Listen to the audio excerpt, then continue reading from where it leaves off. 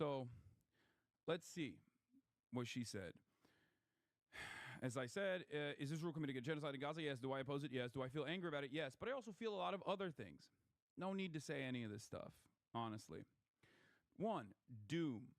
She also like presented this Reddit post like one of her videos, which is so crazy.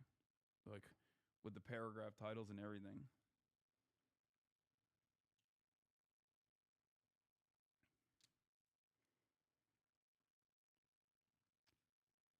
The week after October 7, it was clear the mood among the Israeli leaders and civilians was overwhelmingly kill or be killed. Existential panic and unstoppable lust for revenge. It reminded me of the U.S. after 9/11. There was no reasoning or protesting them out of it, nor was it politically feasible for the U.S. to withdraw aid to Israel on a time frame that would make a difference. That's just objectively incorrect, and it makes me feel like she doesn't know enough about this issue. Because there's only two options here. Either she's cynically misinforming people, or she just genuinely is oblivious to this reality, and I think it's the second. Okay? The idea that, well, they're just bloodthirsty, not much we can do about it, is one thing, which is also crazy. Like, just because a foreign entity, a foreign government is experiencing bloodlust doesn't mean that we can't protest that is nuts. Okay? But beyond that, ContraPoints is who said this. But beyond that, the notion that, like, it was not politically feasible for the U.S. to withdraw aid to Israel on a time frame that would make a difference is wrong. If that was the case, Biden would not have flown to Israel a week after October 7 and did the now known as the bear hug strategy with Benjamin Netanyahu, and then accelerated $14 billion in weapons transfers to Israel with haste. It's just wrong. It is just wrong information. You are incorrect. Okay? You're just wrong about this. If this is the genuine logical framework, if these are the underlying premises that you are building your opinion off of, you're just wrong. Okay? This is not even I'm not even making a moral statement here. I'm saying you are wrong. 100%. Since October 7, America is responsible for 70% of all munitions that Israel has deployed both on Gaza and all munitions that have been deployed to defend Israel in their defense systems. 70%. The United States of America is the country that keeps Israel as violent as it wants to be. Israel is our attack dog in the region. It is ridiculous. If Israel was not reliant on our endless support, both political cover at the UN and on the international stage, and also, political cover from like sanctions that would broadly be sent to any other country that was doing this level of ethnic cleansing, this much in broad daylight with Western munitions, okay? We give it political cover, we give it protection, but most importantly, we give it directly the weapons that they use on the Palestinians. If that wasn't the case, Israel would not have a multi-billion-dollar propaganda network that steadily focuses on changing Western societal attitudes towards Israel in a positive way all the time. They would not have this sophisticated web of influence in perpetuity since the inception of the state of Israel. It's ridiculous. Okay? Why are they spending all that money then? For fun? Of course not. They're spending it because they also have to. They recognize that propaganda is an absolute necessity for this continued support. And this continued support is an absolute must for Israel's continuation as a violent apartheid regime. One that is now doing genocide. So that's just objectively wrong. It would have required replacing most of Congress and overturning decades of bipartisan strategy and diplomacy. Even in the best case scenario, it would have taken years, so there was a sense of futility, but worse. 2, misery. The leftist pro-Palestine movement quickly decided that their primary goal was not merely opposition to the genocide, but opposition to Zionism in general. Yes, of course. the leftist anti-fascist movement quickly decided that their primary goal was not merely the opposition to the Wehrmacht, but it was, or opposition to the Holocaust, but it was actually opposition to Nazism in general. That is, opposition to the existence of Germany as an Aryan state. And here they decided to draw the line separating decent people from genocidal fascists, which had the following consequences. It shrunk the coalition. Zionist is a very broad category. Most Jews are Zionists. Anyone who supports a two-state solution is a Zionist. So here it is. Again, wrong. Wrong. This is the Will Stansel tweet from October 8th. The Matt Iglesias tweet and the Will Stansel tweet from like October 8, 2023, saying the left will never survive this. What has taken place on October 7 is so horrifyingly violent that the DSA is over. The left will never survive this. There will never be a coalition that cares about Palestine ever again. And as a matter of fact, anyone who supports this is supporting October 7, and therefore there will never be a left movement in this country ever again. That's what they were saying. That's what they were saying almost 2 years ago. Look at the situation now. The Palestinian emancipatory movement has never had this much support in the United States of America. Ever. Ever, ever, ever. Also wrong.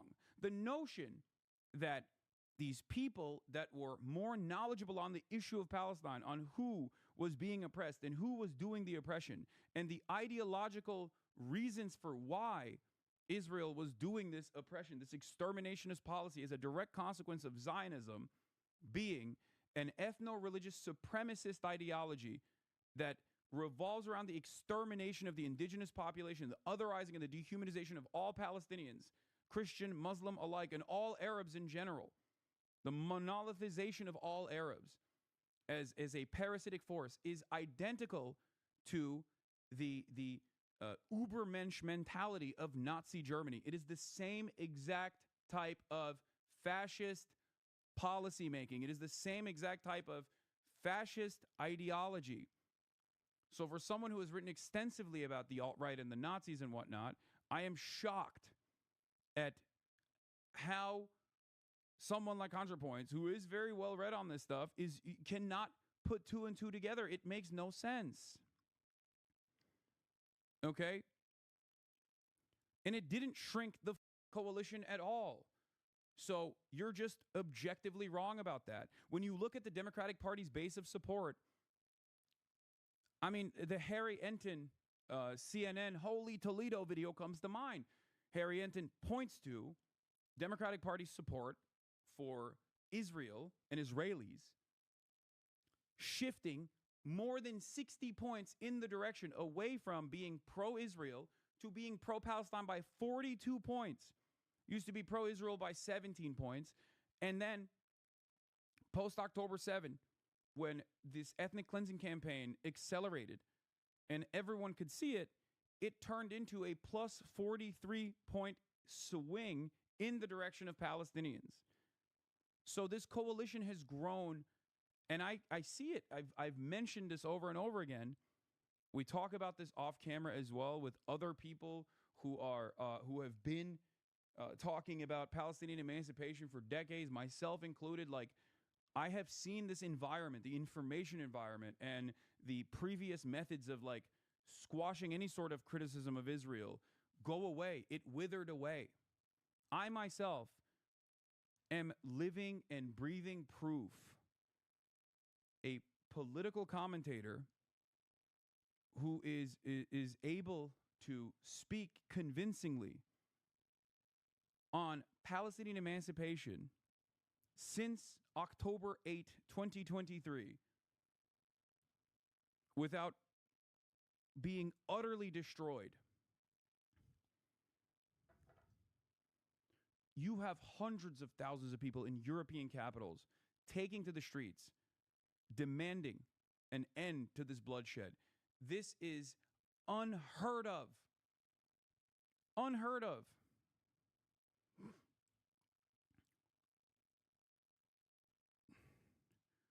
Something that happened quietly over the past 10 years, that the thing you're supposed to say about Israel-Palestine in progressive circles shifted from a two-state solution message to a binationalism message, which has greatly increased intra-left coalition tension.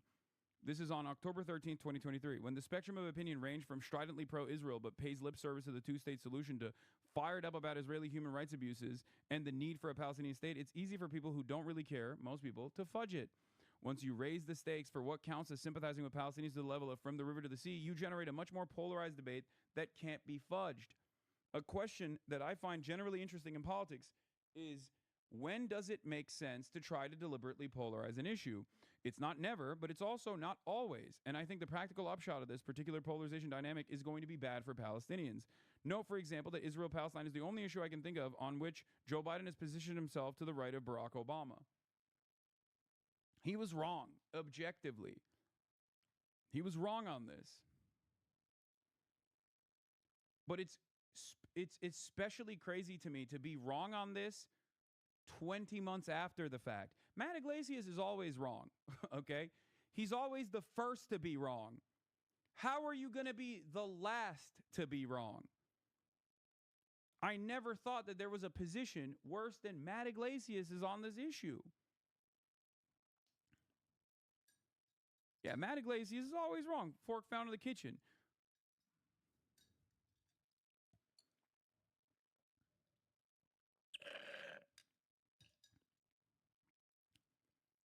So it did not actually shrink the coalition, okay? Zionist is a very broad category, yeah, by design.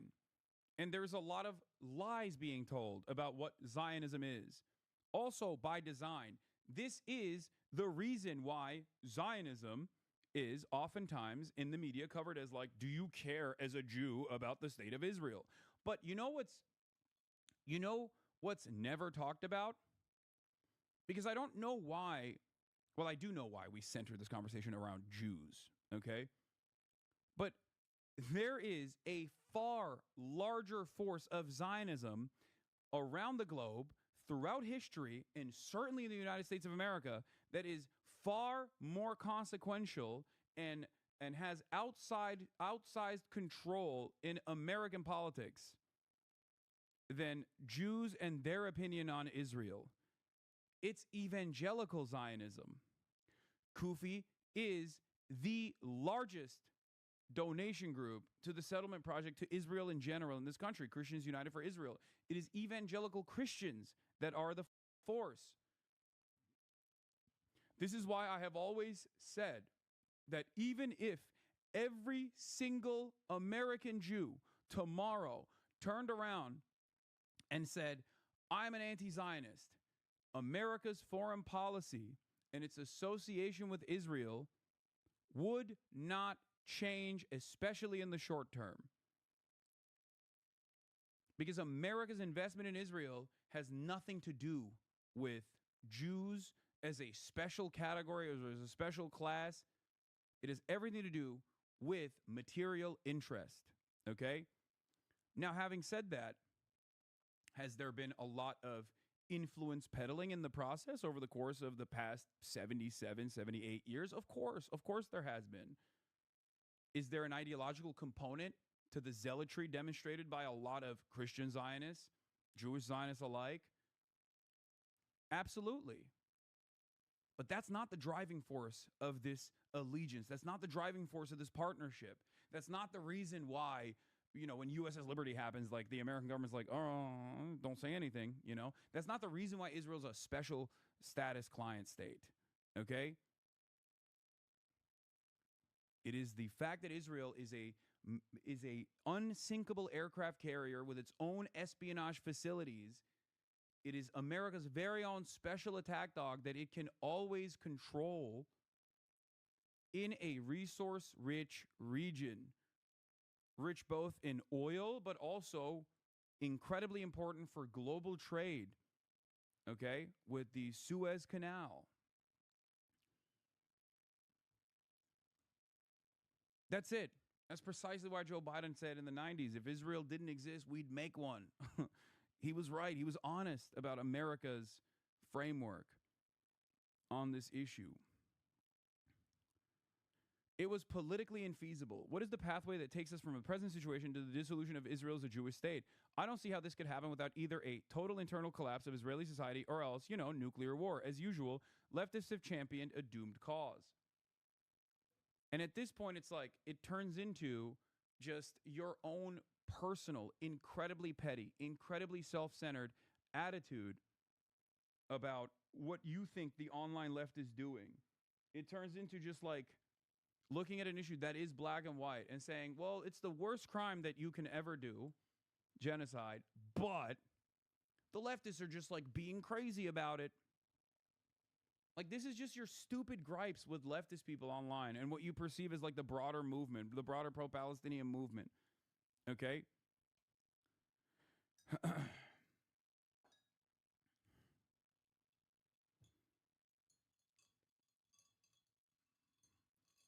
The internal collapse of Israeli society is going to happen. It is inevitable because it is built on the foundation of ethnic cleansing. Okay? It is propped up. It doesn't have the chattel slavery and the colonial extraction that the American government had, where it could have completed its ethnic cleansing as America did to the indigenous population here, and then continue on with its imperial project. Okay? Israel cannot maintain this without unlimited support from the United States of America. Whereas the United States of America is capable, or was capable of reaching a point of independence so it could continue dominating the world, okay?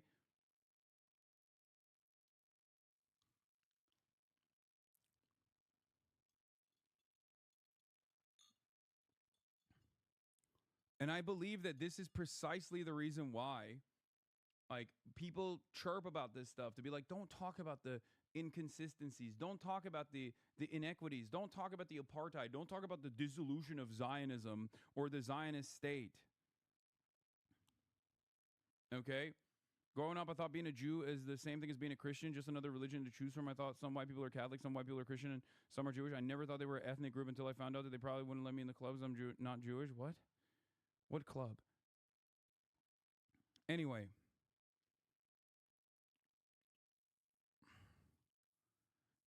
Dangerous ambiguities. The vagueness of Zionism as a political Satan enables all kinds of rhetorical abuses. The dangers of Nazism as a political statement enables all kinds of rhetorical abuses. Okay? It's like this is an argument that you're launching here is virtually identical to the Boers and their existence in apartheid South Africa, the white South Africans that wanted to maintain an apartheid. Okay?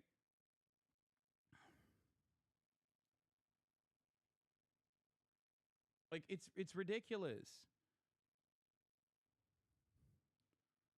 It's like saying this about Nazi Germany. The dangers of developing enmity towards the Germans who support the Nazi regime.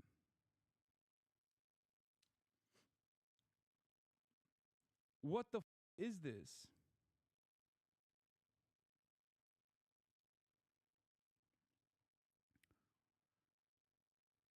It enables all kinds of rhetorical abuses. On the one hand, right-wing Israelis hold up all anti-Zionist protests as existentially threatening and inherently anti-Semitic.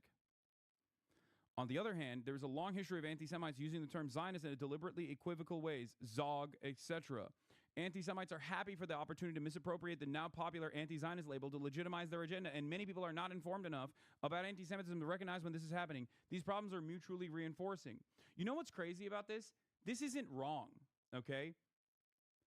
But what's wrong about this is to slam this in a conversation where you're supposed to be making this distinction, but from the perspective of someone who is not a Zionist. Okay? People like myself, we do this every day. There are so many much better read, much better activists out there on this issue that make this distinction every day. The difference is we see Muslims and Palestinians as human beings, and I think if you have this statement, if you can just say, well, these people are being slaughtered, but you don't. you don't see them as human beings. You don't see them as full-blown human beings. Deep down inside, you have to feel like they kind of deserve it and they should quietly just go away because they're ruining your day by simply existing in the direction of Israeli bombs and not quietly perishing away, but instead speaking out against their demise. Okay? Paragraph 3, dread. The online left has spent the last 20 months distributing hundreds of photos and videos of dead Palestinian children. The main effect of this, and this is the worst part about this, by the way, the main effect of this has been to create a population of people in a constant state of blood-boiling rage with no consequential political outlet. I fear this may be worse than useless. Anti-Semitism and anti-Zionism are conceptually not the same, and conflating them is dangerous. But in practice, the way Israel is perceived does seep out into attitudes towards Jews in general. I don't think the Jews who feel isolated and wary of the current atmosphere are simply hysterical or hallucinating. Yes, there's a communal trauma and hypervigilance. Yes, there's disingenuous right-wing ghouls dismissing and censoring all criticism of Israel in the pretext of fighting anti-Semitism. But there's also a valid fear of historical anti-Semitism patterns recurring, and that fear gives power to the right-wing Zionist claim that only Israel can keep Jews safe. Does this mean Israel should not be criticized or sanctioned? Absolutely not. But it's something I don't want to risk contributing to if not outweighed by tangible benefits, so I approach the issue cautiously. This is the absolute worst possible thing you can say, because it is the most wokeified, most intellectualized version of what Benjamin Netanyahu says when he says, these are telegenically dead children. And you know who's actually distributing the photos of hundreds of dead Palestinian children? Palestinians are. It's not actually the left that's distributing those photos. It's the Palestinians themselves that are speaking out on their own genocide, on their own ethnic cleansing. So to sit there and be like, this is just the woke left being woke by really pushing people to get angry about this documented genocide every single day is a psychotic thing to say. This is the worst thing that she mentions in this entire. It's not only wrong, once again, wrong on the facts. It is not the online left, because the online left is not in Gaza. Palestinians are in Gaza. They are the ones who are showing their own conditions. And to treat this as like a simple nuisance, something that is causing your day to be worse, something that's giving you blood-boiling rage, and then where does that rage go? Against Jews? Like, what kind of statement is this?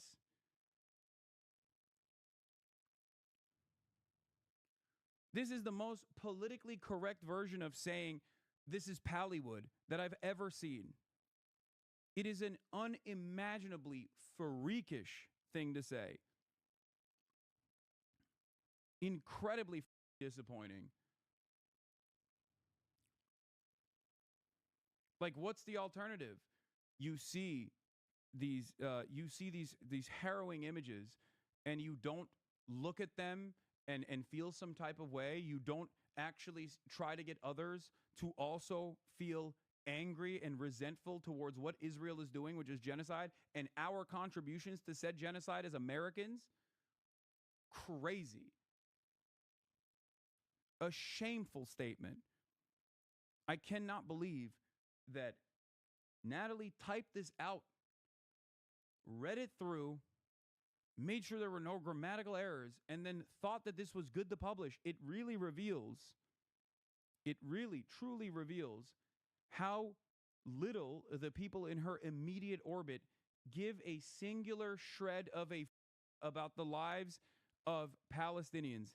Clearly, there was not a single person that could have turned around and said, hey, you know how you said like conflating Israel with Judaism is dangerous? Maybe just hyper-focus on that aspect and talk about the cynical conflation being crafted by both liberal Zionists, and also the Nazis alike.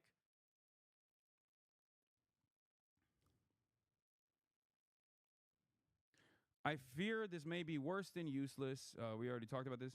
Yes, there's communal trauma and hypervigilance. Yes, there's disingenuous right-wing ghouls dismissing and censoring our criticism. But it's something I don't want to risk contributing to. It's not outweighed by the tangible benefits. Yeah, I'm not going to contribute to anger and resentment towards the genocidal apartheid state of Israel unless there is an immediate solution. What is this if not cowardice? It also presents the issue as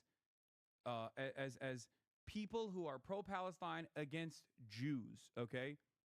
It's the long way to be this smug, it's the long way to take this like vapid, self-centered, incredibly smug attitude while talking about how, you know, every time you're doing, you know, activism or what you think is activism, when you go out to the streets and you protest against Israel or you say Zionism is fascist, which it literally is, right? Every time you say the truth about Israel, every time you say the truth about Zionism as a political ideology, okay, as an ethno-supremacist, exterminationist political ideology, you're actually harming the Jews. Jews have been around for thousands of years. Zionism has been around for 78. Well, longer than 78, but Israel's been around for 78. Zionism has been around for a little bit longer than 78. The f*** do you mean? This conflation was deliberate, and it was a relatively new phenomenon. The notion that you would also come out with this statement after 20 months, hundreds of thousands of dead Palestinians. Every single day we see 50 Palestinians being shot at that are starving at a American Israel backed fake charity scheme because they've cut off all aid distribution into the Strip so they can do perfidy and use aid as a military mechanism to further displace and to further kill the Palestinian population, to make it impossible to survive in the Strip, so they can inevitably move them to concentration camps in Rafah and then move them away from the Palestinian lands into the Sinai Peninsula or wherever, probably the UAE. The idea that like this is the idea that this has anything to do with Judaism is psychotic, but to say that 20 months in is extra crazy. It's literally this, but with better language. Hi, someone with heavy food sensory issues here. Frosted mini wheats are one of the only things I can actually consume regularly and not get sick from. Guilting people who can't support boycotts is ableist as fuck, but y'all aren't ready for that conversation. It's like, yeah, basically, but it's a far more severe situation because it's about genocide, like centering yourself amidst this like ongoing genocide and your own feelings and your fears, your hysterical fears that you have cultivated, instead of correcting people who have these hysterical fears that they represent, that they demonstrate on a regular fucking basis, and try to convince them, as your job is to convince people when they're wrong, right? If you are a essayist on YouTube, this is your job. Your job is to literally tell people that they might be a little crazy, or in the nicest ways possible. Nudge them in the appropriate direction. That's what I do. That's what you're supposed to be doing as well. Aren't you supposed to be de-radicalizing people away from the alt-right, from Nazi-style ideologies? That's what I've been doing. What happened to you? Where did you go? There is no difference here. Bitterness.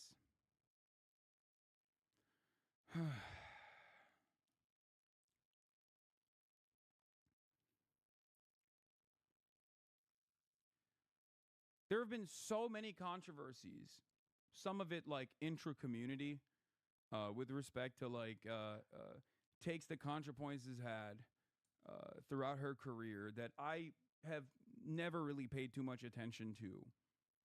You know, I have not. I've thought that she is an overall positive figure that plays a formative role in crafting lengthy, visually appealing arguments that can reach a lot of people and change their minds. Okay? Contra has never de-radicalized an alt-writer. Her messaging has been exclusively for the social media obsessed libs who singularly care about domestic social issues. I don't think that's the case. I think there are probably even people in here who have seen seen trans existence in a totally different light as a consequence of watching her videos. I don't think that's correct. I don't think that's correct. I don't think that's correct at all. I think like she has been able to change people's minds on certain issues. She's played a role in this, okay? Just as I have, just as other people have.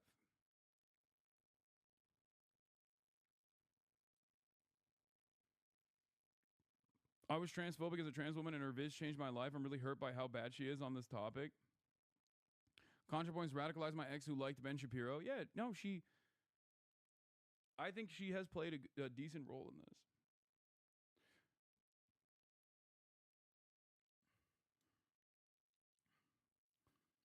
Much of the online left spent all of 2024 single-mindedly focused on Palestine and the complicity of the Democratic politicians in sending aid to Israel. This campaign had the following effects. 0 Palestinian lives were saved. Not one fewer bomb or bullet was fired by the IDF. It may have slightly contributed to the re-election of Trump, guaranteeing that the U.S. will put no diplomatic pressure on Netanyahu for at least 4 years and making protests against Israel much riskier and less effective. Trump is also, incidentally, a menace to me and basically everyone I care about. A perfectly enlightened being would feel no bitterness about this, but I do.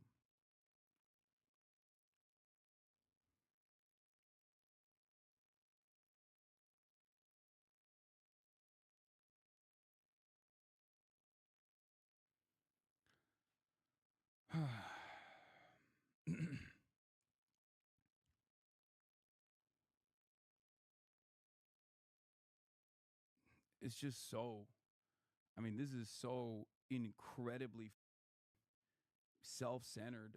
It's crazy. And not because I'm like centering this around what she's saying, which is trans issues and how much worse they're getting under Donald Trump as opposed to Joe Biden, even though I think plenty of trans people would disagree with that as well, saying that a lot of these anti-trans initiatives kickstarted under Joe Biden and Trump has just simply accelerated it, reaching its logical conclusion. But not only that, but especially on the issue of Israel, this is even more pertinent to the discussion. She is completely incorrect on this, not on the trans issue side, but she's completely incorrect on what she is saying about, one, the singular focus of the left. At least here, a lot of people would say that I was singularly focused on Palestine. It was not the case, okay? There were a litany of criticisms that I had about the Kamala campaign and a litany of criticisms I had about the Joe Biden administration. Okay? Gaza was certainly an important part of this because it's a genocide. Okay? But it is crazy that, like, there is no logic here because you should be mad at the people in power. You should be mad at Kamala Harris and Joe Biden for wanting to continue this genocide, even if it was politically infeasible for them to do so, even if continuing this genocide actually played a role in her losing the election to an incompetent fascist piece of shit.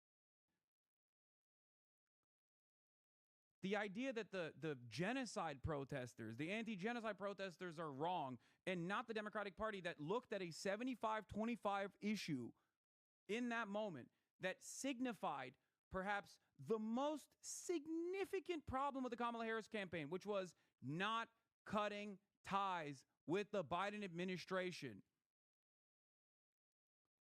Not just on Gaza, but on numerous different policies, because Biden was incredibly unpopular, immensely unpopular. He was old. He was decrepit. He was a beacon of a dying empire, a dying party that had fallen out of favor. And Kamala Harris said, I'm not going to do anything different. She could have been a fresh new face.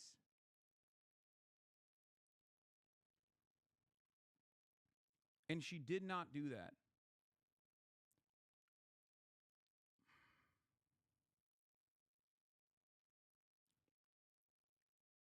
The real analysis here is not that the people are wrong for seeing these horrifying images every day and responding in the way that every normal human being with a conscience should respond. Okay?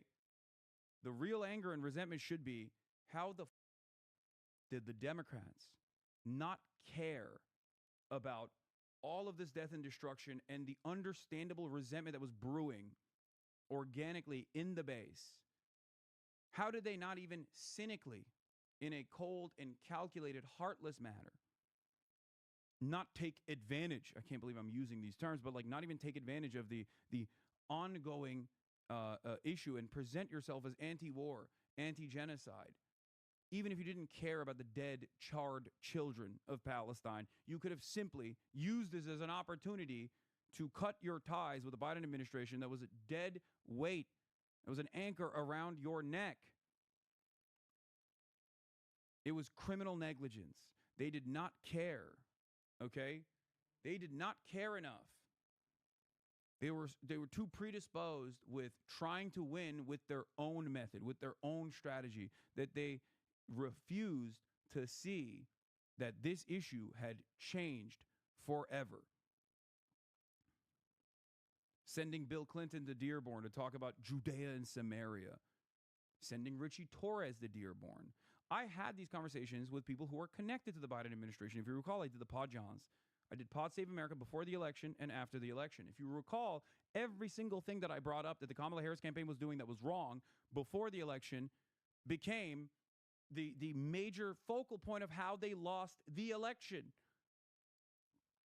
Running around with Liz Cheney, refusing to let a Palestinian who was in the Democratic Party and is still in the Democratic Party speak at the DNC. Incredible, incredible failures. Failure after failure. Saying you're going to do the most lethal military. Saying you're going to be more militant at the border than the Trump administration actually is. They're not sincere about their interest in destroying all Latinos that live on U.S. soil. It's not like this was impossible to see. There were plenty of dumbasses, myself included, that saw it from a million miles away. So the real resentment should be directed at the people in power that refused to listen, that refused to abide by the principles of the democratic process where our electeds are supposed to represent our interests. And in a situation where it's 75-25, I mean, what more can you ask for? It was a genocide that started in an election campaign, during an election season, during an election year. Elections are supposed to be a pressure valve for people not to revolt because they feel like they have a say in this process. And the Democratic Party's refusal to hear the cries of its own base of support showed so many Americans that this is not a real democratic process at all, which is the truth, but, you know. People probably cared more about inflation and social issues more than foreign policy. That's not true.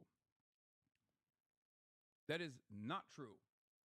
This was a major, major problem. Okay? That's not how campaigns are run. This is not how elections are run. Of course people cared about inflation. Okay? Kamala Harris had no good solutions to that either, with the exception of grocery prices. Limiting grocery prices. That was her banger campaign policy that she presented, that she packed up very quickly, even though it was her most popular policy. I covered it extensively. Okay? But if you want to look at this, not as simply Gaza, but from a more holistic perspective, Gaza is yet another glaringly obvious representation of Kamala Harris's inability and disinterest in cutting ties with the anchor that was around her neck, the Biden administration. The very fact that she was presented as an alternative in this unceremonious, truly unique, unprecedented way should have been the major reason as to why she has to quickly cut ties with the administration she was a part of and utilize the limited amount of influence and power she has as the vice president at the time to make some changes, to give assurances to the American public that she will be different. It is crazy.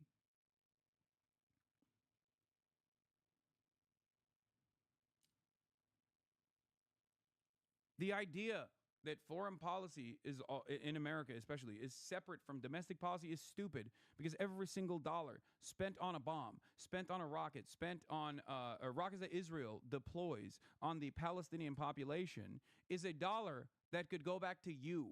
It could go back to your roads. It's a dollar that could be spent educating your kids. It's a dollar that could be spent building schools, factories, fixing the roads, building better infrastructure. So make no mistake, it is a lie that people say when they say, oh, foreign policy is a separate thing. No, of course it's not a separate thing. They want you to think it's a separate thing. They want you to think that these things are not directly connected to one another. That is by design.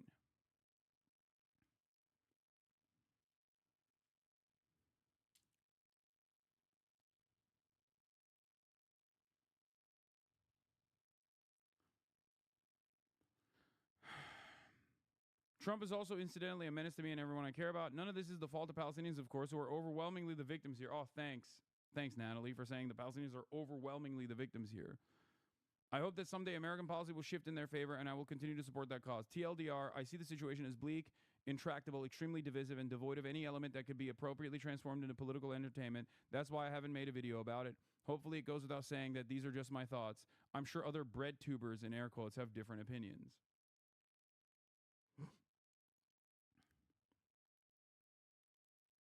So that was her take. And of course, when this unfolded on the timeline, everyone lost their minds, partially because ContraPoints is a trans woman. So obviously, anything that a trans person says gets amplified a million times over by transphobes and you know, everyone else, of course. So there is that.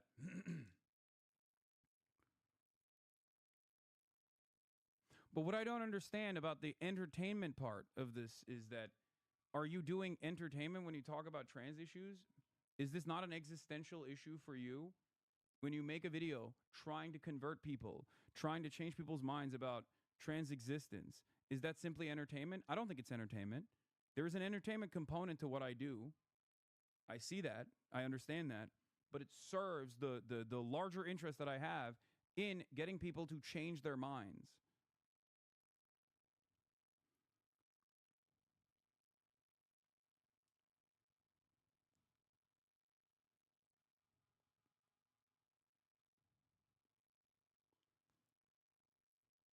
And of course, predictably, Ethan Klein looked at this and went, wow, I couldn't have said this any better myself. This is exactly the war I've been waging. You know, I also think it's a genocide, but everyone should shut the up about it. Yeah, ContraPoints' whole take here is, believe me, in my heart, I oppose this genocide, but actively campaigning against it is unproductive, anti-Semitic, and bad tactics. And also makes me feel bad, and also led to Kamala Harris losing the election.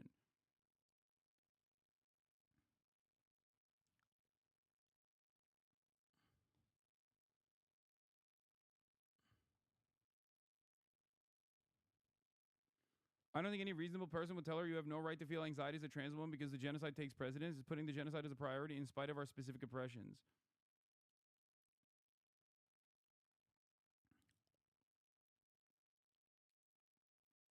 Phil Lawlins, thank you for the 50 gifted subs. Holy shit.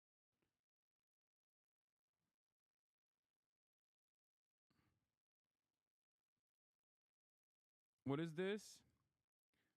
But Trump is literally destroying everything in besties to BB. There won't be anything left. I agree with her. It's amazing how everyone can't understand it is in immediate attack mode. Trump is literal Hitler and we can't get made mad, you mean? It's Stasia. I am genuinely shocked at how long you have spent, how much time you have spent in this community, and yet you still cannot get this through your dome, okay? American foreign policy is uniparty. Genocide under Joe Biden started. Prosecutions took place under Joe Biden. Joe Biden's administration literally accelerated the prosecution of people like Mahmoud Khalil, made it an inevitability. Trump came in and seized control over this mechanism of pushback and took it to the next level.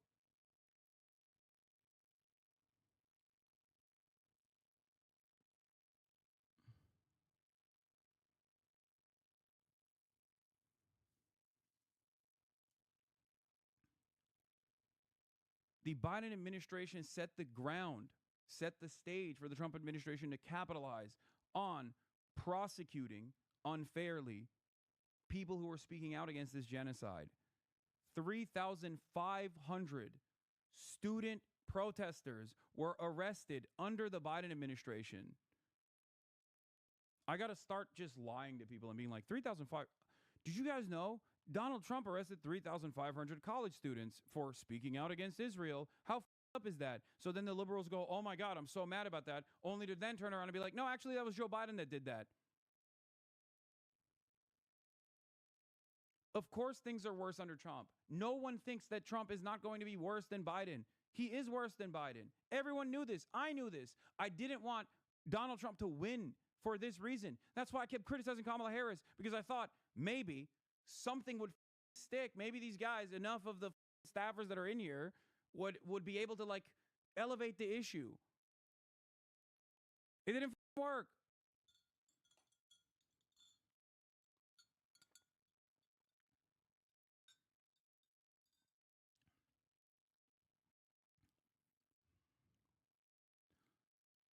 Anyway, there's also so much that is just wrong. Interesting how the left are two unreasonable people never seem to center the thoughts, feelings, or opinions of actual Palestinians themselves. It's not the left that were sharing the images of dead children. It's the Gazans desperate for someone to witness them. This has led to some very cool replies that just stop buying Starbucks, blah, blah, blah. Okay, whatever. The rest of it is stupid. Instead, they just pretended that nobody answered the phone when people mentioned Gaza. Yeah. This is E's whole take. So, yeah, I mean, this is something that people are recognizing at least now. So it seems like a new rhetorical strategy is dropped. Concede that Israel is doing a genocide/war crimes, but then proceed to spend 100 more times and 100 times more space complaining that people opposing it are basically worse because they hurt Jewish feelings/make Democrats look bad. Did you read what she said or just read a little and get into your feelings? If you read what she said and agree with her, you're objectively wrong. And I can only tell you what the truth is, but you will probably never agree with me because part of the problem that you are exhibiting here is fundamentally unsolvable. You have to solve it on your own. Okay? And that is that it is not the left that is showing these images of Palestinians being slaughtered. It is Palestinians that are showing these images. Okay? It's also not just the online left that has made this their cause. A lot of Americans from every different walk of life recognize the cruelty here. And if you actually ever stepped outside of your own bubble and went to one of these protests, you would realize that. If you ever actually participated in something, if you ever actually stood for something, you would realize that. How is this any different than when a racist person says, oh, you calling me out for my racism is the real problem here, not the very fact that I'm doing something racist. It's the same. You showing me what my tax dollars are doing to the Palestinians is hurting my feelings, and it's politically unsolvable. I've completely given up. It's nihilistic, and you should give up too. That's what this is. Just let them die. Why do you make this a bother?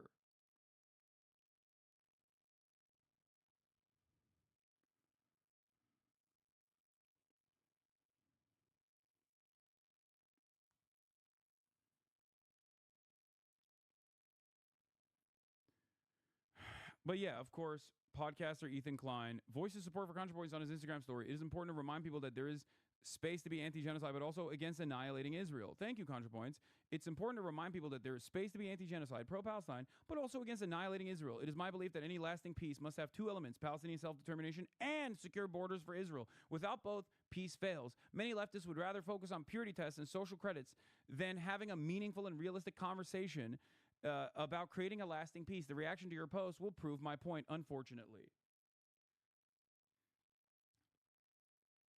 This is the other side of the story. Annihilating Israel.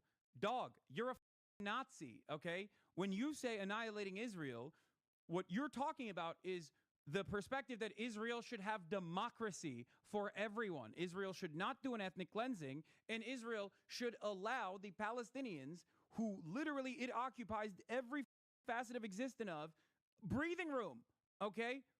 Meaningful existence. Treat them like human beings, instead of a parasitic force that must be excised. That is unacceptable. Why? Because you're a Zionist.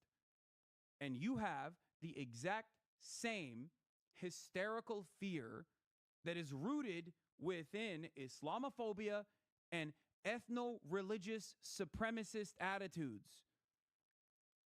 Palestinians and Jews can never get along. Palestinian Muslims, Palestinian Christians, and Jews can never live in the same place. That is exactly what people said in apartheid South Africa.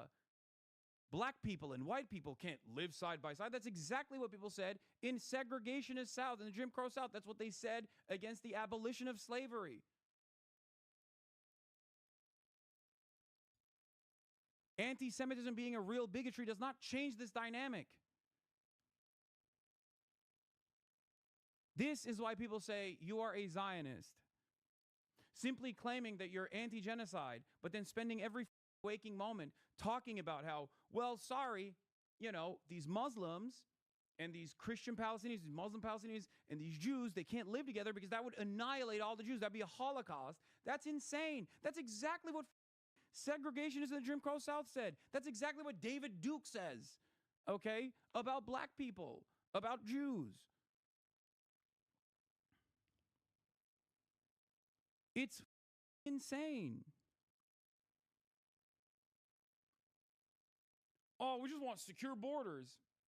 Like how? You're using the same terminology that Trump uses when he's talking about Mexicans invading the country. How does that not read for anyone else?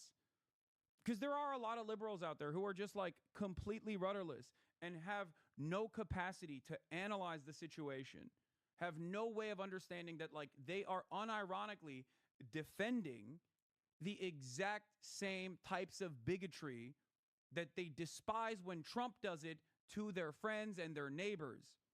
But when it comes down to Israel, when it comes down to like anti-Semitism, I think like that is brick their brain a little bit. So they don't see it in the same exact vein. Oh, it's different? Why is it different? Why can't Muslims, Christians of Palestinian background live alongside Jews in a singular, solitary, secular state? Why does this have to be an ethno-state?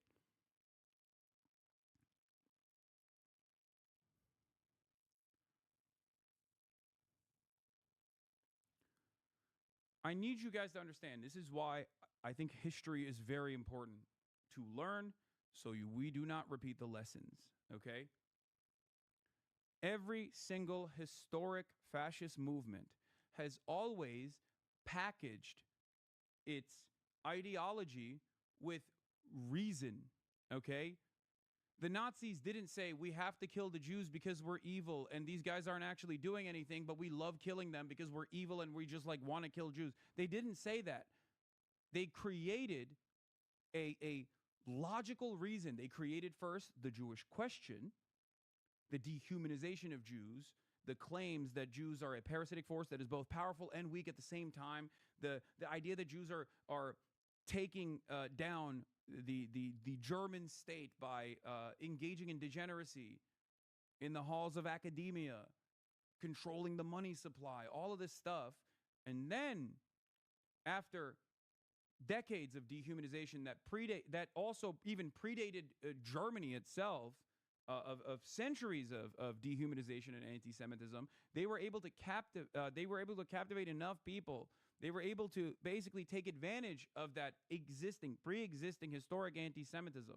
That is precisely what you're advancing when you talk about Palestinians in this way. Okay?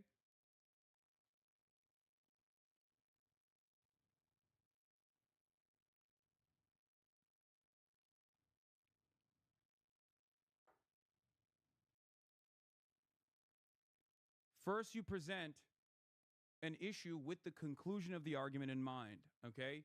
You create a fake issue. You say Jews are ruining society. Okay? The economic volatility that you're experiencing, it's because of the Jews. Then you keep just saying Jews are responsible for everything. Okay? All of the wrong. Everything that you're experiencing. And then you have to solve this problem, right? But the problem never existed. First, you create the Jewish question. Then you have to have a solution for the Jewish question that you created. And that solution is the Holocaust. And that is precisely what Israel has done to the Palestinians. First, you create a question, Palestinians, the Palestinian question, and then you have to find a solution to the problem of Palestinian existence. In America, there's a different version of this, obviously. Immigrants, non-white immigrants specifically, create hysteria around it, keep hammering the point that they're violent criminals, keep saying that they're animals, keep saying that they're ruining society. As material conditions worsen, there are more and more people that are angry, resentful, frustrated, looking for an alternative, looking for a reason as to why they feel this anger. And one side doesn't actually respond to any of those frustrations, those economic anxieties, the Democrats, of course. And then the other side turns around and says, you're feeling all that anger and resentment, and that's good. It's because immigrants have taken your social safety nets.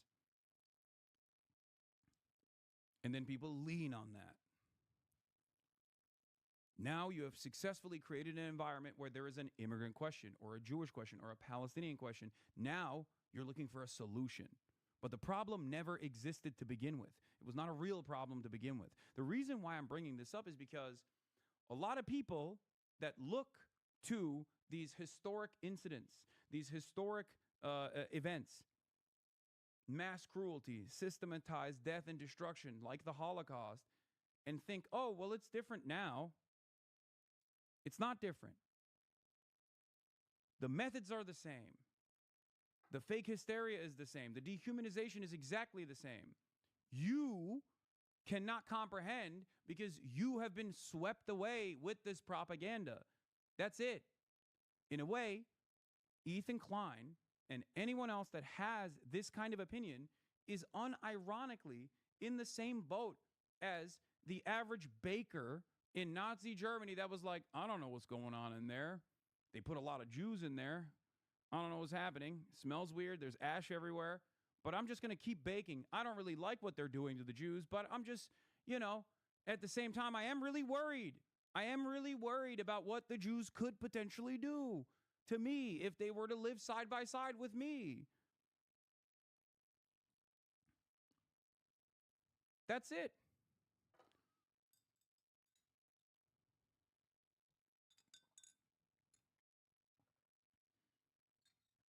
Just so chat knows, this is literally like saying I'm a liberal Jim Crow supporter. Of course, I abhor lynchings. But what neighborhoods must maintain secure borders, and radical civil rights terrorists will call me racist for saying this. Yep. That's it.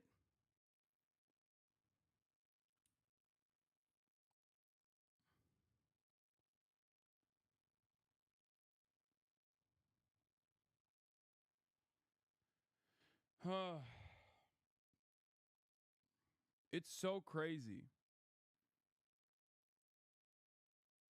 That's why liberals absolutely despise Zora, who uses liberal terminology and like the supposed values that liberals claim to care about, claim to defend when discussing this issue. When he says, look, instead of going down this rabbit hole of like, talking about how do states have a right to exist, they don't have a right to exist, blah, blah, blah, blah, blah, that can like muddy the waters. He says, no, Israel has a right to exist. It just has to exist as a equal state with equal rights and representation for all.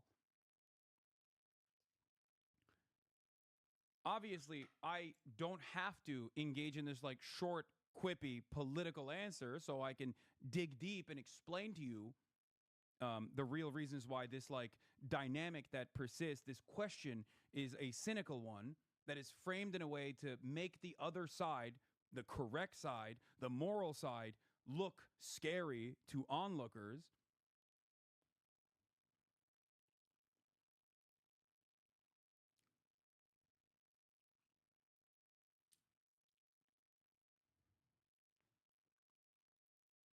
What is this? ContraPoints during the Holocaust. Yes, it's a genocide, but sharing photos of dead bodies only leads to the left to bloodthirsty anti-German rage. The left made Nazis their boogeyman when the majority of Germans are Nazis. Do you want a total collapse of German society? Yeah. And the answer is this. The answer is simple to like people that say, "Oh, you want to annihilate Israel." It's like, "No, dude, Israel is annihilating itself because of their desperation to annihilate Palestinian existence." Okay? I always go back to the 2017-2018 Supreme Court protest that Israeli society broadly engaged in. A lot of liberal Zionists were like, "How did we get here? How did this country become so right wing? I don't understand. We're the most moral nation. We're the gay Mecca in the Middle East. Like, what the?" Even though Lebanon is right there, right? It's because the entire society is designed around exterminating Palestinians, and of course, if you don't address that inherent contradiction, then eventually more and more right-wing figures are going to seize control over the state.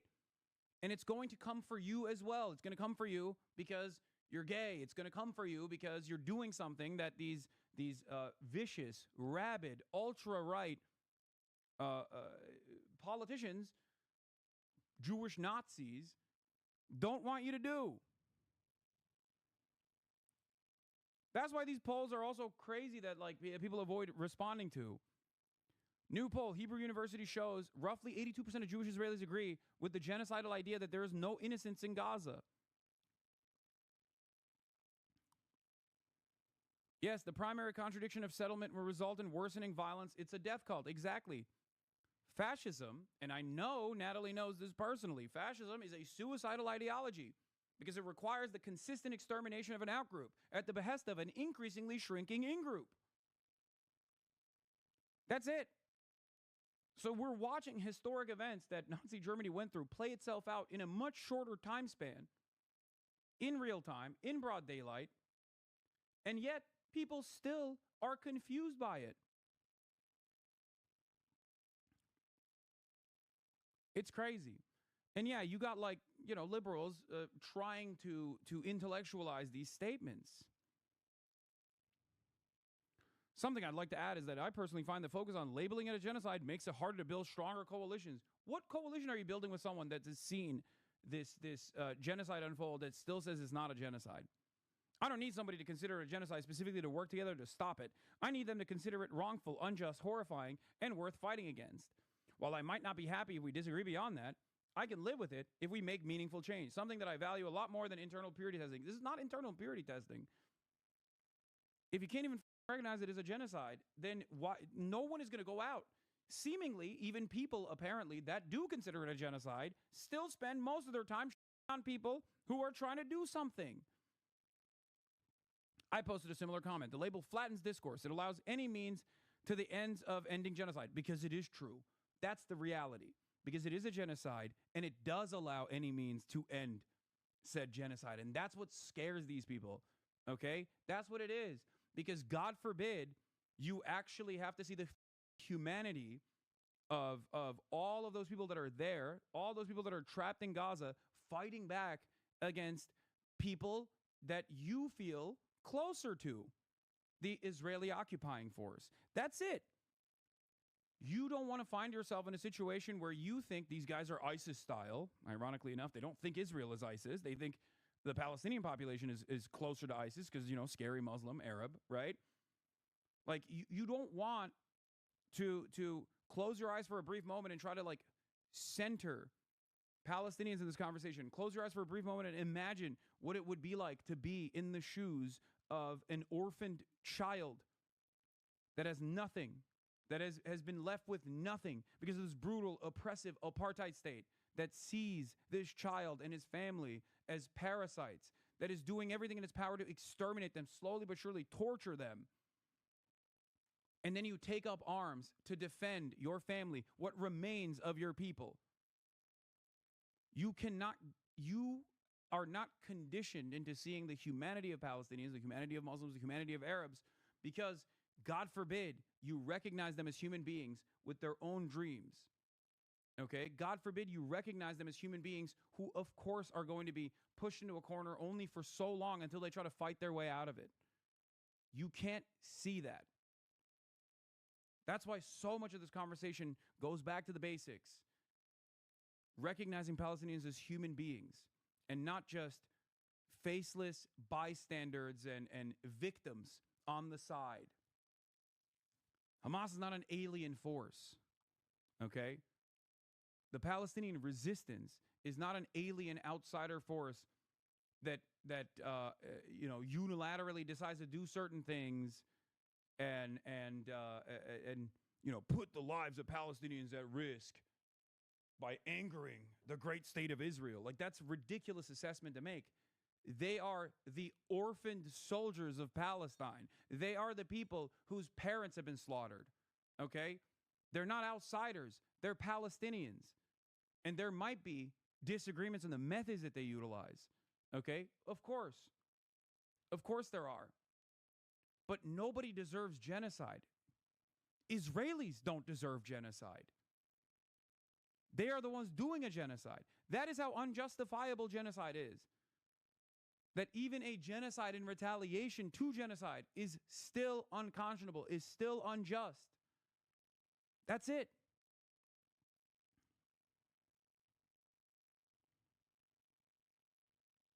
It should stop you from saying the truth and calling it a genocide, but I'll gladly take the help of those who won't commit. Senators like Bernie and Van Hollen, who promote arms embargo, liberal Zionists like J Street or Lander, they can still be short-term allies and ending the slaughter. I don't care what they think as long as they're doing the right thing. Oh, for sure. For sure. Having said that, however, and I have said this over and over again, what you're describing here, these people are having a conversation with like normal individuals who are never going to be invested in like going to a protest, because the very fact that they are fantasizing about like not being able to build a coalition around the term genocide in and of itself is a clear-cut indication that they've never been to a protest to begin with.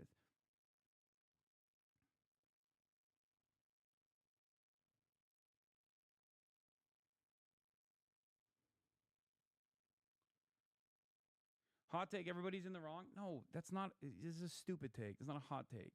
It's just a dumb take.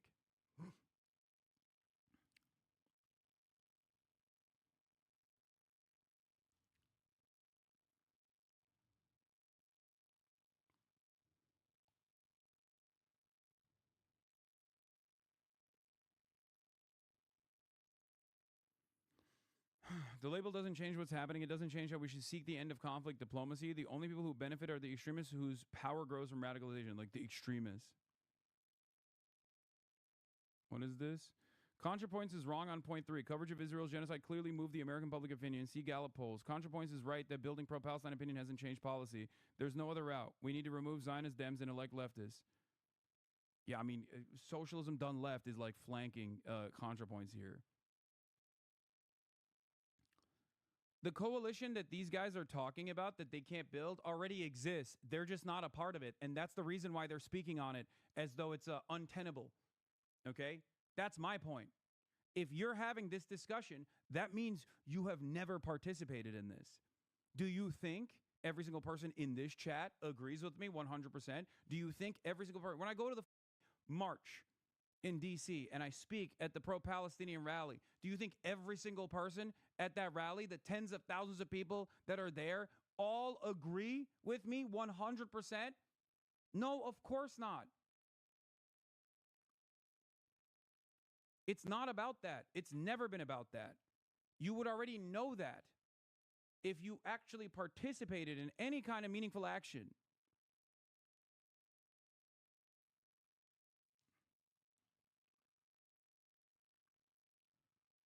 That's it. There are people who are even liberal Zionists that move away from those positions eventually, but there are plenty of people, both in American politics right now broadly, that are unfortunately, some of the most radical people that we have are liberal Zionists in American politics, okay? And then there are those like Zoran who are anti-Zionist. And we see how the media and politicians alike treat them. But the idea that this is like supposed to be purity testing is idiotic, okay? That's why I always say, look, you can have disagreements with me on this stuff, okay? But when you become opposition, when you become a hurdle that I have to clear to get my message across, then you're no longer with it. That's why I always talk about Bernie Sanders, who I have disagreements with on this issue, on the issue of Israel. And yet, I don't make this a larger problem because he does not. Bernie Sanders could spend every waking moment. He's the most popular Jewish elected in the country for the past multiple decades. He could be spending every waking moment talking about how scared he is for his future generations, for his grandchildren who are also Jewish, how scared he is about the rising tide of anti-Semitism and how it's sweeping away political discourse, and how people who are pro-Palestine are actually cynically saying they're pro-Palestine and they just want the annihilation of the Israeli state. He doesn't do that. He doesn't do that at all. The reason why he doesn't do that is because I think he understands that there is validity to the claims being made by those who are more radical than he is. He does not shy away from endorsing people who have a different position on this, a more radical position than he does on this.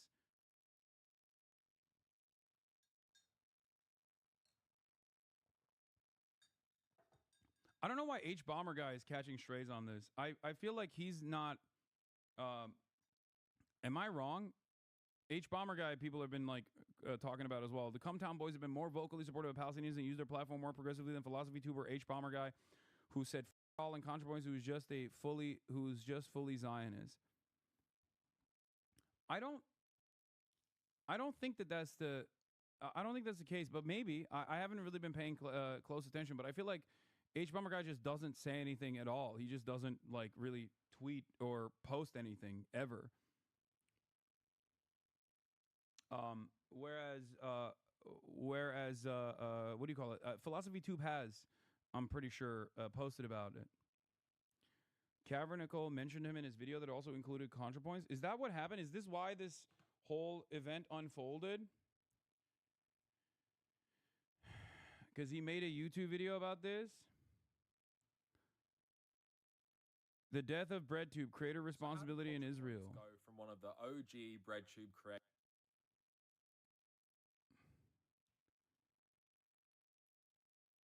God, dude, this So video. how did ContraPoints go from one of the OG BreadTube creators? What is happening here?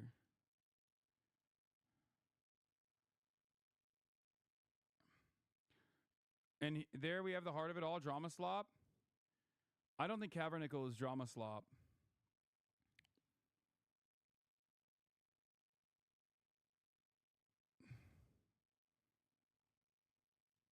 What is happening Just, here? you know, have other things in your mind you want to talk about, and YouTube is blocking ad blockers. So how did ContraPoints go from That's one of crazy. the OG BreadTube creators?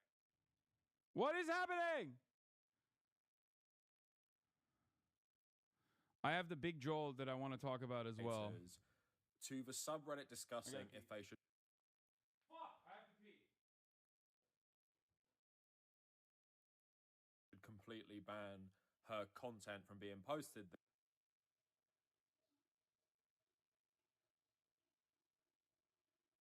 there. That is something I want to talk about today, and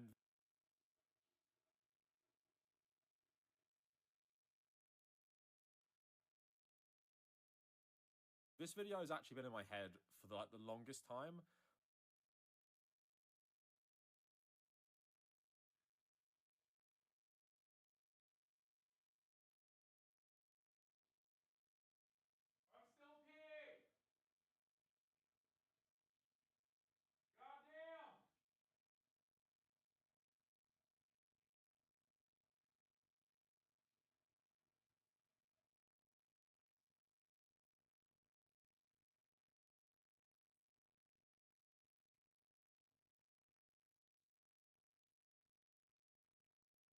But I made a decision a couple weeks ago, like, not to make it. And I just thought it wouldn't be helpful. And sometimes Holy, that was crazy. you just, That's the longest of my life. You've got to use Firefox for YouTube. Chrome is trash now. No, I think it's because the internet Wi-Fi is ass. AdBlock still works flawlessly on YouTube if you use Firefox. Okay.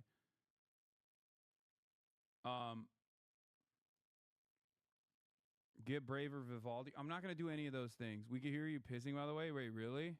I was yelling from the bathroom. That was the longest of my life, dude. That was crazy. He criticized their silence on the matter, but he also recognized that they shouldn't feel compelled to do so. More like he feels they should have said something a long time ago, but not now after months of being harassed by their followers. He was disappointed, but not surprised.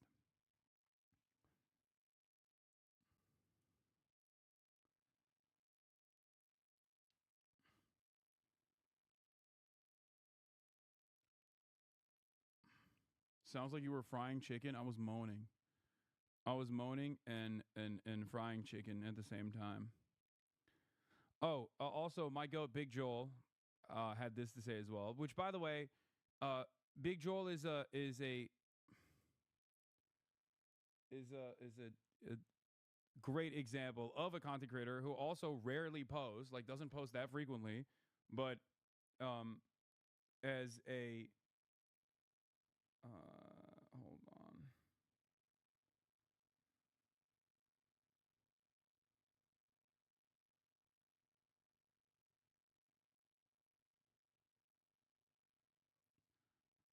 Wait, hold on. Oh,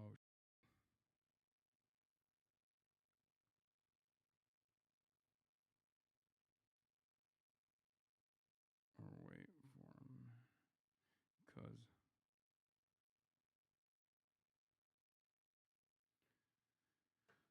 sorry. Big Joel is the goat on this. I mean, he's been super vocal about this stuff. I mean, he's Jewish, and he has never shied away from letting his opinion be known. He's the man.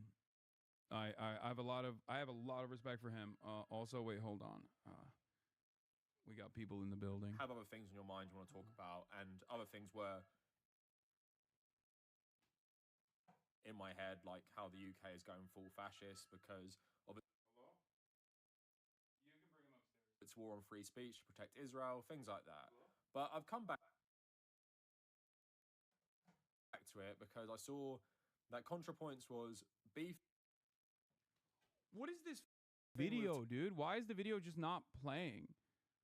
Like, I thought it would have buffered at this point to give me like at least a little bit of at least give me like a little bit of range, you know, a little bit of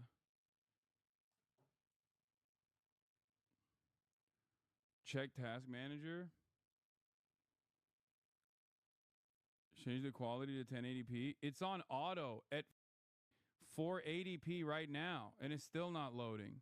Taylor Lorenz on Twitter, and it was I think it's got to be anti-Semitism. And this is something that seems to be only discussed right now by people who don't really talk much about Gaza and also exist in leftist video essay circles. Now, I've actually called out people before, not by name, but there seems to be some sort of correlation between leftists who are on Nebula and leftists who have chosen to talk about leftist anti-Semitism while Israel are doing the worst crime against humanity of this century and one of the worst crimes in the post-war era. I just find it really interesting that that is the case. But this video isn't me trying to pressure anyone to talk about Gaza, because to me right now, if you haven't spoke about it, I don't give a shit if you speak about it. You've clearly made a choice not to talk about it. So I'm not pressuring anyone. I don't want anyone to go to other creators' comment section and say, why haven't you spoken about Gaza? Why haven't you done this? Why haven't you done that? It doesn't matter. By October, it would have been 2 years, and they've had absolutely loads of time to do it. This video isn't some sort of pressure campaign against very prominent creators to do. Yeah, I think at this point, the pragmatic thing is to just not get in the way of people who speak out on this stuff. So I think ContraPoints saying that, doing this was like ridiculous, and it's going to breed enmity towards her. It's going to breed animosity. I mean, it's so crazy. Like, You've already been so quiet, noticeably absent from this conversation. I don't know why you thought that you would be able to like logically arrive at this like middle of the road position where you're like, well, here's why I was silent about it, because it's utterly unproductive and you guys caused Donald Trump to win. Like that is going to shift attention away back to you in a very negative fashion. Okay? It's so silly. Yeah, I mean, this was the initial thing that she tweeted. Killing 60,000 people is probably the worst atrocity of the last 2 years, but in the scope of modern history, it's unfortunately far from unique.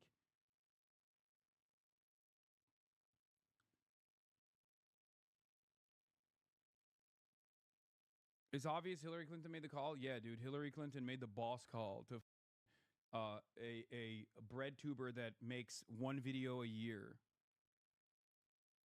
I mean, come on, dude.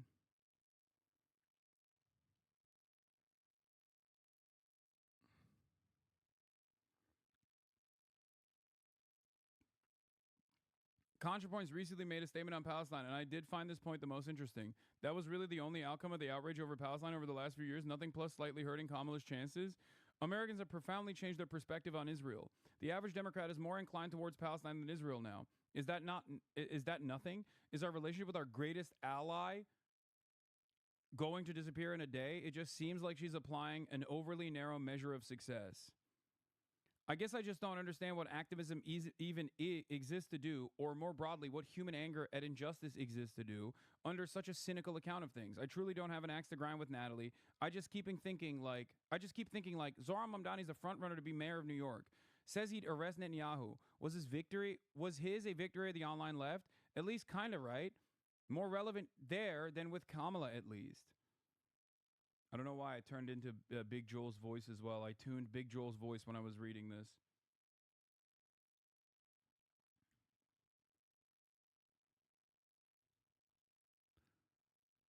I think being mad is completely understandable in this process. But you should be mad at the right people. You should be mad at those who actually were responsible for Kamala Harris's electoral defeat. And that's not the pro-Palestine protesters. It's Kamala Harris herself that refused to say something different than Joe Biden on this issue, when it wasn't just the people that were going out and protesting. It was literally so many Americans that also were looking for something different from Kamala Harris. They were demanding something different. And she never did that. She never gave people that. She never gave people that assurance that she was going to be different on Gaza, but on everything else as well. Natalie, I want to say first and foremost that I respect you, but I have some pretty deep criticisms of the anti-Zionist Jew. I mean, this is an effort post from someone in her community on the subreddit, I think.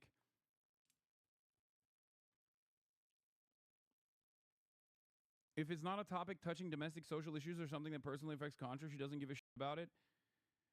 But it does. It does touch domestic issues. As I've said over and over again, the 60,000 comment was taken out of context and made sense in the context of what it was replying to, if I recall correctly. And unfortunately, she's right. It's not unique. We've had technically larger genocides a dozen times in the last few decades, but that doesn't distract from the urgency of this one. If anything, it makes it more urgent to prevent it from going even further. Also, it's not even 60,000. It's certainly more than that. The 60,000 number is a severe underestimate that everybody understands is a severe underestimate at this point. She said that in June. And no, there are other conflicts that have taken place that are just as violent, if not even more violent. Okay, the point is we couldn't stop that. It's like saying, well, the indigenous genocide happened and we let that happen. It's like, well, we didn't. You know what I mean? When people talk about other atrocities, it feels, or it's not even it feels, when you talk about other atrocities that have taken place historically or even in contemporary society, what you're basically saying is, well, I don't give a shit about any of that, and I would have stood in opposition to those who wanted to put an end to it back then, and I'm doing it now. That's it. That's it. Is it anti-Semitic, or am I wrong to believe that the only people who can apply effective pressure are Jews who don't live in Israel? No. No, not even. it wouldn't hurt if anti-Zionist Jews were even more vocal, or if more prominent Jews were anti-Zionist openly. But there are plenty of prominent anti-Zionist Jews right now. You know, they are some of the leaders in this movement. Okay. But no, this relationship is not built around Jews with money that are, or Jews in powerful positions that are just like holding it together. That's not the case. Did none of you listen to the rest of my comment? Or literally said other genocide being larger doesn't make this one less urgent. It makes it more urgent because we don't want this to get as large as others have been. Yes, but also we have a direct involvement. Like, there is no other country that we have such a direct involvement with. Okay? Sudan. People talk about Sudan. I've talked about Sudan as well. The Rapid Support Forces are backed by the UAE. Okay? Who gives them the weapons and money and training and logistics? The RSF is doing ethnic cleansing in Sudan. Okay? It's the UAE. Who gives the UAE backing? We do. But that is one step removed. Okay? It is an indirect way of contributing to this ethnic cleansing campaign. Israel is direct. Israel is basically, or the genocide in Yemen.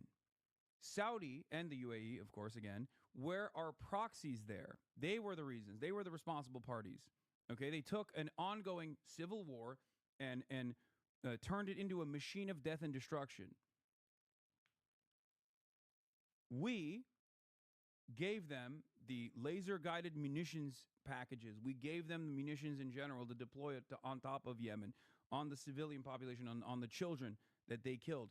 But it is not the same as Israel. And the reason why it's not the same as Israel is because Israel is directly involved in the domestic affairs of the United States of America in a much more meaningful capacity than Saudi Arabia ever could be. And the same goes for the UAE. Okay? This is the reason why people hyper-focus on it. Not because it's, Jews and it's the Jewish state or something like that. I'm sure there are plenty of people who do feel that way because they're, maybe a little anti-Semitic or very anti-Semitic. Okay? But the direct involvement that we have and the complicity that we have in the genocide in Gaza is incomprehensible. It's not comparable to the Saudi Arabian activities in the region or the UAE activities in the region. Okay? People, at least up until now, have not been threatened with deportation for speaking out against, like, Saudi Arabia or demanding an arms embargo to Saudi Arabia when they were doing a genocide in Yemen. People don't get fired from their job. You could say Saudi Arabia did 9/11. You're not getting fired from your job for saying that. Okay? But you say Israel's doing a genocide, you're going to get fired. Well, at least in the past. And even to this day, there's still a tremendous amount of social pressure. It's in the legislation.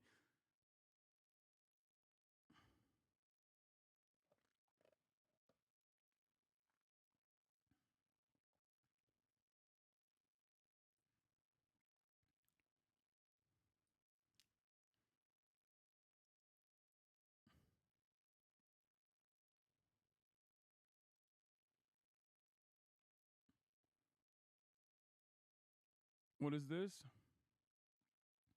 Thinking about this again, we will never be fully human beings. Oh, every day I become more and more third worlders. We will never be fully human beings. So these people are just objects, cudgels, and lenses through which to view myopic Western discourses. Thinking about this again. Interesting perspective here from a member of the Houthi movement's political bureau in Yemen, one who previously spoken highly of Lenin and the October Revolution.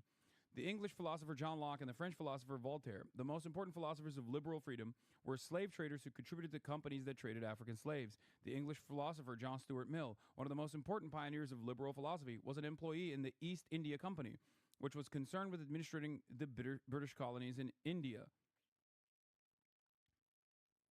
The German philosopher Hegel, who is described as the last of the encyclopedic philosophers, and who believed that history is the awareness of freedom, used to say that the inevitable fate of the Asian empires was to submit to the Europeans and that China would one day be forced to surrender to this fate. Even an original writer and philosopher like Marx, who devoted his writings to opposing and dissecting capitalist exploitation, used to justify Western imperialist colonization of the East on the pretext of the shortcomings of the Eastern peoples and that they could not represent themselves and that someone else must represent them. This is the heritage that continues to guide the Western mind in its dealings with the issues of the East in general and the Islamic East in particular. Yeah, I mean, Karl Marx is, he had a lot of kooky ideas initially, all right? He evolved from them.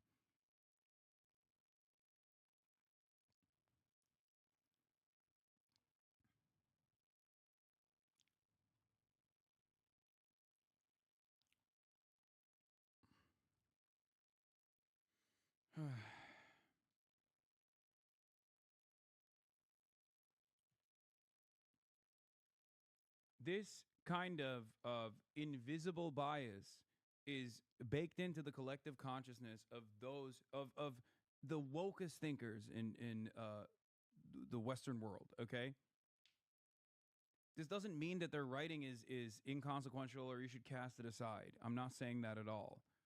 But you should be reminded of these biases when you see someone who does actually benefit from the bounties of empire and recognizes that benefit and seeks to continue that uneven extraction and exploitation, hyper exploitation, super profits from the global south.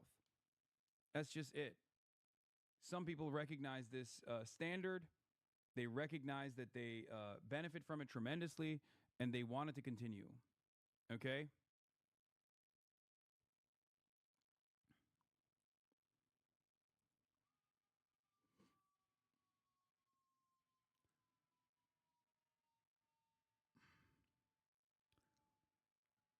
But I can't believe I spent so much time on this.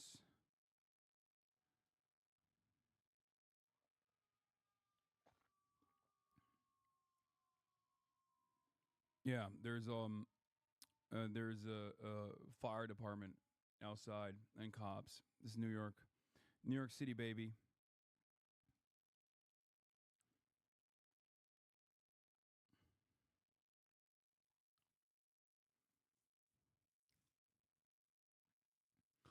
ContraPoints put out a video on her pre-ContraPoints channel she calls Islam Reformer Get Out. Yeah, I know. She had Islamophobic opinions, and maybe she hasn't shed away a lot of that, okay?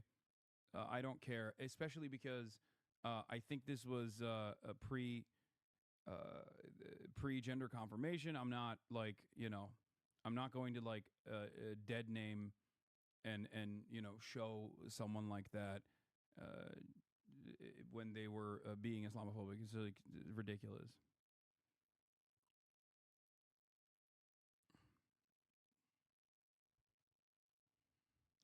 I think what her current position on the matter speaks. I think you're having a harder time coming to terms with who Contra is than most of the chat. I expect we'll see in 6 weeks total silence from her or a revelation of her actual non-reserved opinions that are going to be a lot more unhinged. Yeah, I think so too. I mean, what she did here is it basically explains her worldview fairly well. I think it's not in any way, shape, or form all that different from the way that Ethan has evolved, or I guess rather devolved.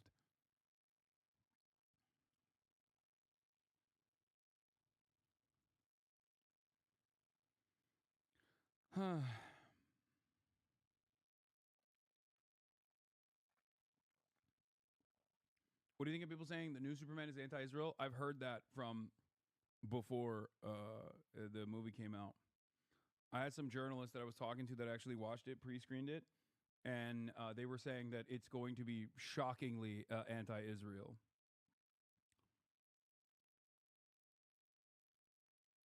Well, you both sides have a lot going on. What do you mean?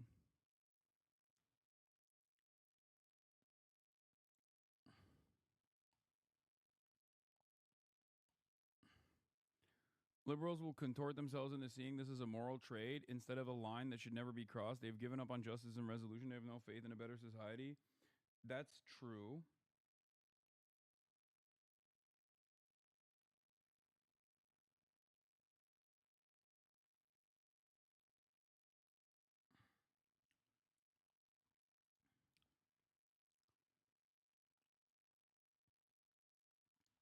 Have you gone over this yet? I know a good portion of the community is fairly hurt. What? I don't know, but I am not going to engage in anything that someone comes up with right now to say your community is mad when there is an insane amount of attention on things that I'm saying, and people are like desperately trying to yell at me over any kind of position that I do not maintain. So I don't know. I have no idea what the link is, but this is not a link that I will ever click on. If you say, "Hey, I'm mad about this," or your community is mad about this, the fact that you have to self-censor is insane. What are you talking about? I had friendly banter with a good friend of mine, and it was I had a friendly banter with a good friend of mine, and people literally were losing their minds, saying that.